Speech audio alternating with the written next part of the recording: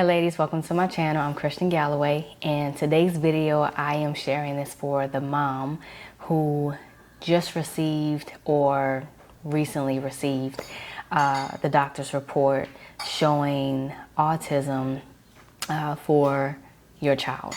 And oftentimes the report will also show like different behavioral comorbidities is what they call it, such as like hyperactivity or things like anxiety, right? And so with that can come a range of emotions, and I want to share something with you, and I want to help, if I can, free you from mom guilt, because it is real, and I just want to help you in today's video.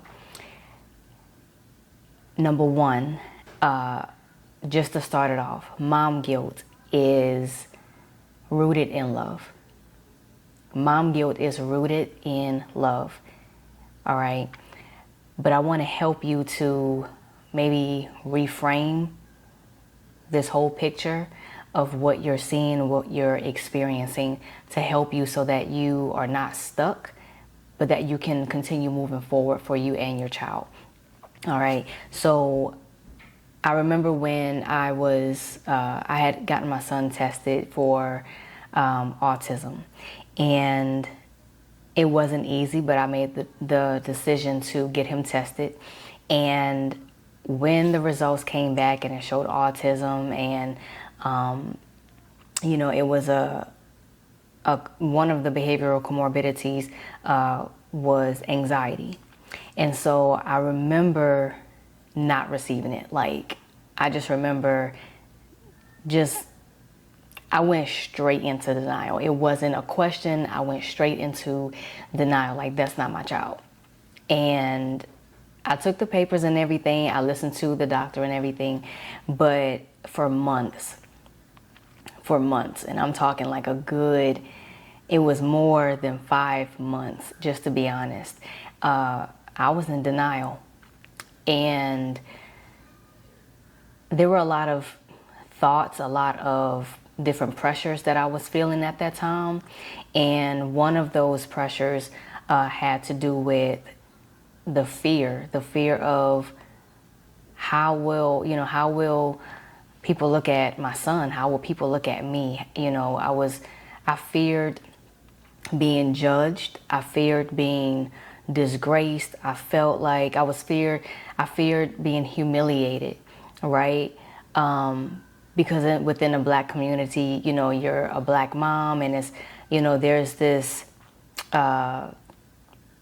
stereotype that black moms are, strong all the time. And yes, we are strong. I'm not taking that away from us at all, but I would like to say, and I can only speak for me, but I'm strong because I've had to be strong.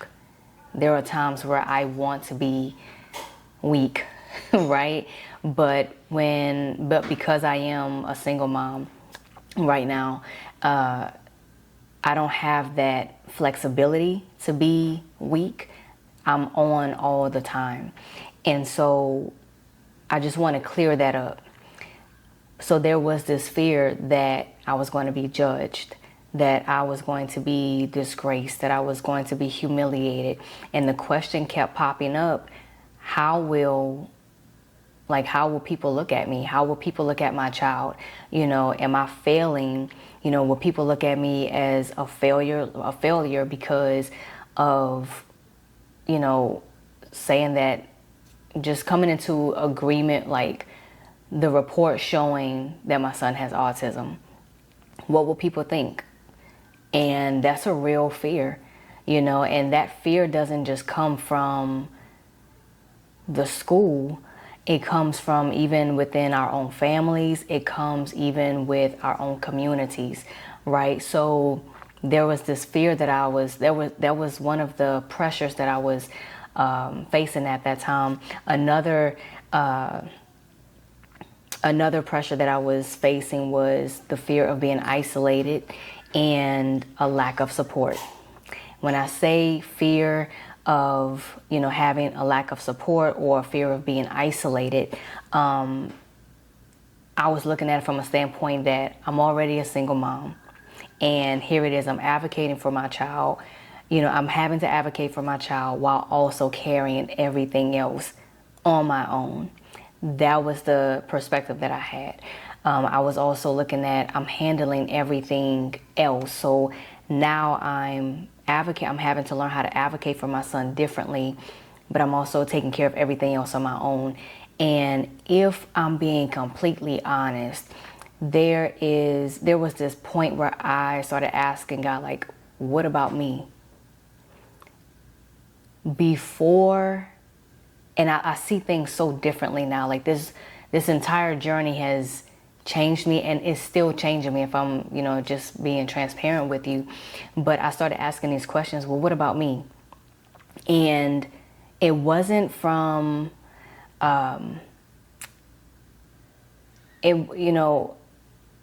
don't even know, if I'm being honest, I don't know if it was from a selfish standpoint. It sounds selfish, but to put yourself in someone else's shoes, you're carrying everything on your own already. And it's like, okay, because something comes to you, and when it's new, it doesn't always come easy, right? Sometimes there may be some hardships with that new thing because you're having to learn something new. That's all that is. And so at that time I was like, okay, well, what about me, God? Like, help me in, in my own thing. Like, help me in my own humanity. Like, I'm still a woman. Help me so that I can take care of what I need to take care of, but at the same time, help me to take care of myself. All right. Those were the different pressures that I was facing. I was also a fixer. And I think that's just something that I've kind of grown into since childhood, that when things come my way, I'm like, okay, I can fix this. Because I've had to fix things, just so I can keep the ball rolling in life.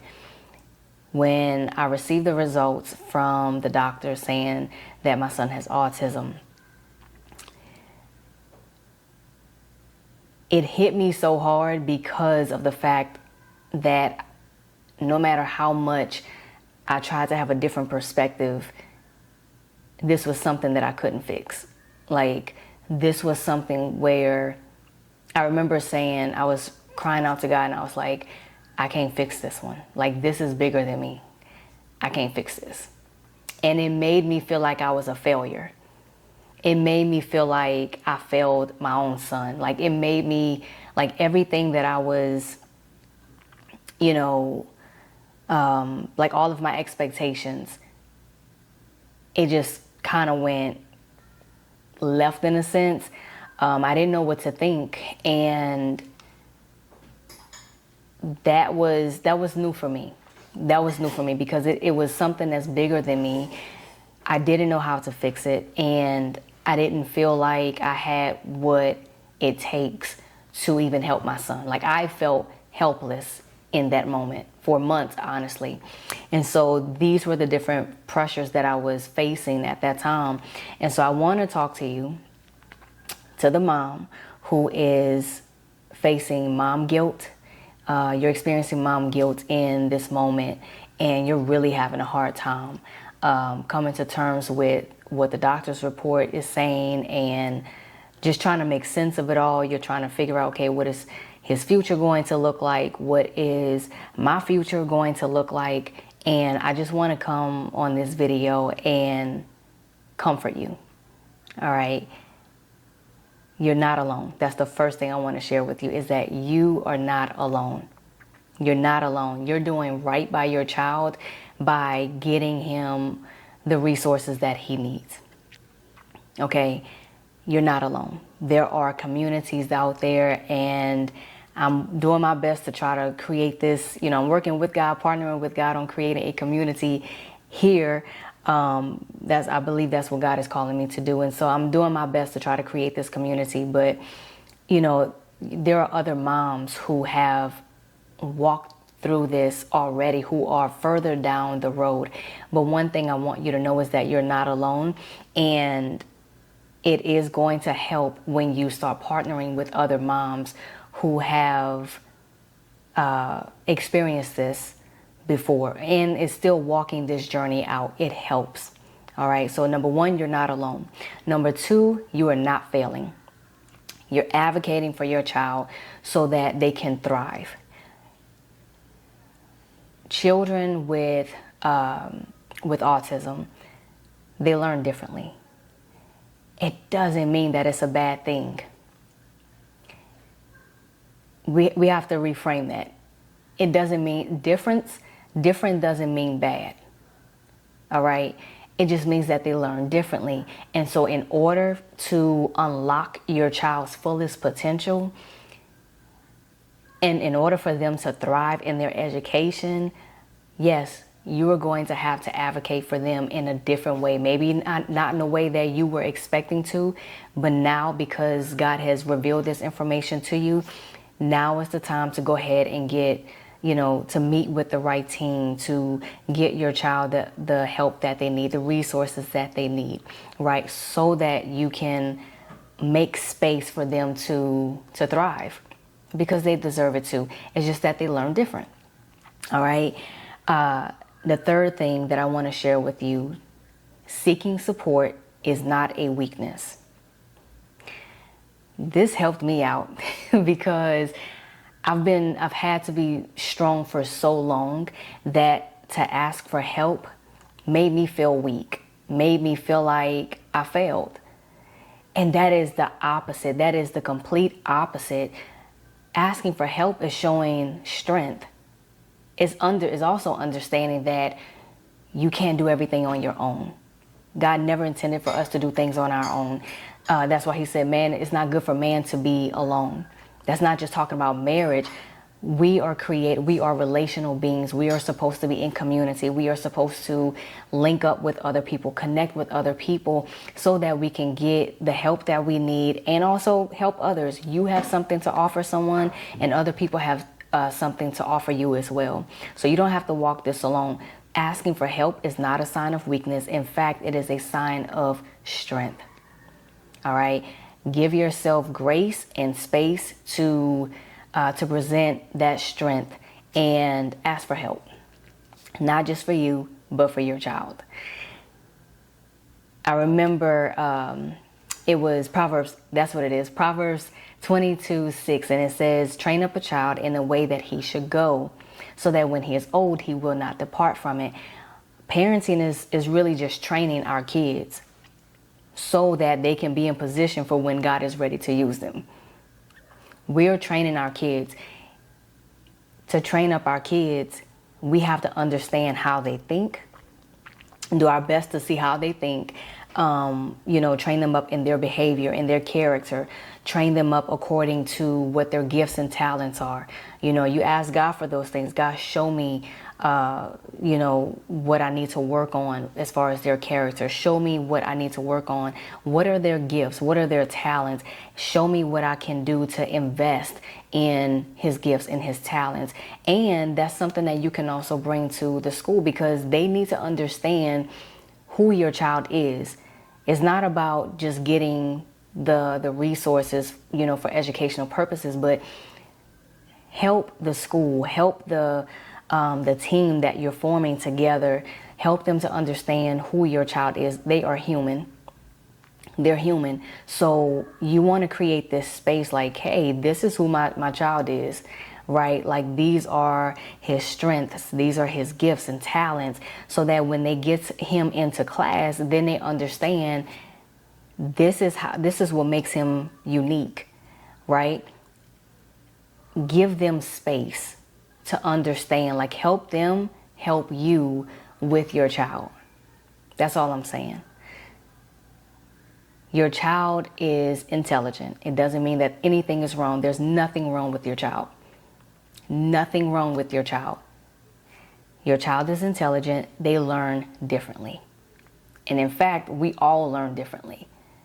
Okay, so just coming to terms with my child is unique in how they receive information.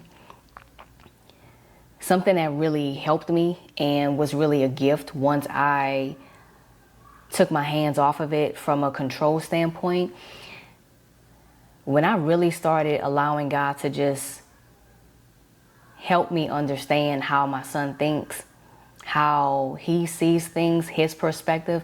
And a lot of that came with asking my son questions. How do you see this? How are you, what do you hear when I'm telling you this? Or how do you see this situation? You get to see how they process information. And it's really not a bad thing. But you have to open up yourself to see your child as a gift. Open up yourself to see your child as a gift, and not from what the doctor's report says. Because that can be limiting you to how you see your child. That can be limiting you to how you even parent your child, to even how you advocate for them to get the resources that they need. And we don't want to stand in the way of them. We don't want to create a gap. We want to close the gap so that they can thrive and we can unlock the potential for our children. All right. So seeking help is not giving up. It's just fighting for your child in a different way. All right. So I hope and pray that this message helps you, encourages you, comforts you. I hope that you feel seen. I hope that you feel heard. I hope that you even feel appreciated, because you are doing your best. That's all God asks of us, is our best. I remember when I was growing up and my dad would always say, Chris, do your best and let God do the rest. And that has stuck with me for years. It's still sticking with me until this day. And so do your best and let God do the rest. That's all he's asking of you. But when you see your child as a gift, it will really open up. It would allow you to give yourself grace to parent your child, and it will also give you the space to give your child grace. Just understanding like, wow, like this is how I'm feeling, but imagine how my son is feeling in these moments. Give yourself grace. You're doing the best that you know how to do. You're partnering with God so that you can parent your child to, give them what they need in order to be the child of God that he has called them to be. All right. So may this bless you. May this comfort you, and to know, again, you are not alone in this. All right. So send this to another mom that you know this can help, and don't forget to like, comment, and subscribe, and I will see you all in the next video.